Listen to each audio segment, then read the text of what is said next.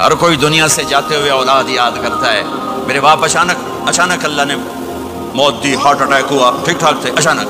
تو ایک میری بہن لاہور تھی، ایک فیصل آباد. تو میرے باپ آخر وقت تک کہتے رہے میری بیٹیاں تو بلا دو، اور میری دھیاں تو لے آؤ، میری دھیاں تو ملا دو، میری بچیاں تو ملا دو.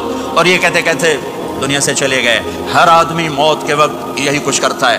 میرے نبی دنیا سے جا رہے ہیں، دنیا سے جانے کا وقت آیا. 12 ربیع الاول ہے، پیر کا دن ہے، 7 جون ہے، 11 ہجری 633 عیسوی. جبریل نے آ کے صبح آپ نے ساری بیگمات کو بلایا، رخصت فرمایا ملاقات کی. بیٹے کو بلایا، کان میں کہا میں جا رہا ہوں. وہ رونے لگی، رو نہیں، سب سے پہلے تیری میری ملاقات ہو گئی. 6 ماہ بعد بیٹی بھی پہنچ گئی باپ کے پاس. پھر داماد کو بلایا، ان کا سر اپنی گود میں رکھا، کمر پہ ہاتھ پھیرا، دعا دی، رخصت فرمایا. آخر میں اپنی آنکھوں کی ٹھنڈک کو بلایا. کون؟ حسن اور حسین. کہ میری آنکھوں کی ٹھنڈک حسن اور حسین، میرے جنت کے پھول حسن اور حسین. یوں لیا اور ساتھ ہی آنسو ٹپ ٹپ ٹپ ٹپ ٹپ ٹپ.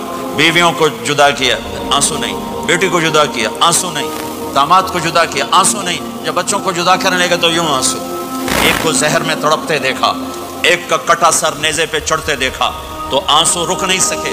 دعا نہیں کی، ہاتھ نہیں اٹھائے، اللہ کی تقدیر کے سپرد کر دیا. اولاد کو ذبح ہونے کے لیے تیار کر لیا کہ کل میری امت اولاد کے پیچھے جھوٹ نہ بولے، رشوت نہ لے، حرام کاروبار نہ چلائے، دھوکہ نہ دے، فراڈ نہ کرے. بچوں کو کہاں سے کھلائیں، بچوں کو کہاں سے پلائیں کہ یہ میرا حسین کا سر کٹ کے نیزے پر چڑھا ہوا ہے.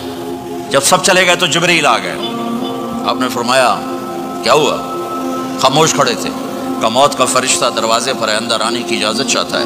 اپنے نبی کا مقام دیکھو، موت بھی پوچھ کے آتی ہے. آپ نے کہا آ جائے، آپ کی اجازت پر ملک الموت اندر آئے. اسرائیل کا السلام علیکہ یا رسول اللہ. کہنے لگا آپ پہلی ہستی ہیں، میں سلام کر رہا ہوں، میں نے کبھی کسی کو سلام نہیں کیا. کہنے لگا آپ پہلی ہستی ہیں، اللہ نے فرمایا تھا پوچھ کے اندر جانا، بن پوچھے نہ جانا.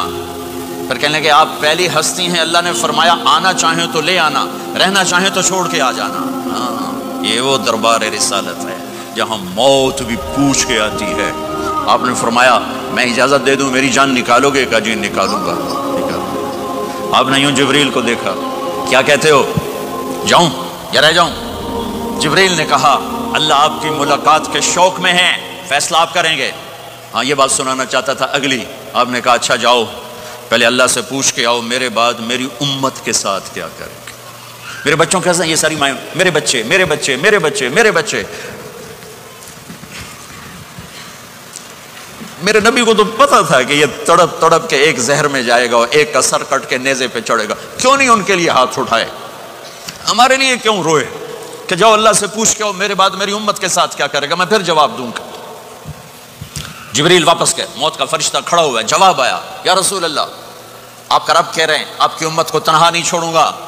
مجھے میرے رب کی قسم جو سن رہا ہے جس نے ہمیں یہاں جمع کیا ہے، سنو میری بات غور سے. اگر میرے نبی یہ سوال نہ اٹھاتے تو آج میں اور آپ بھی بندر خنزیر میں بدل چکے ہوتے. میری اور رب کی کوئی رشتہ داری نہیں ہے.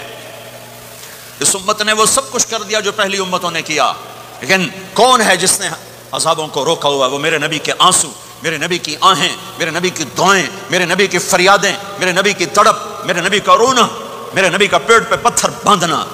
اس نے روک دیا. کوئی نبی جاتے ہوئے امت کے لیے نہیں رویا.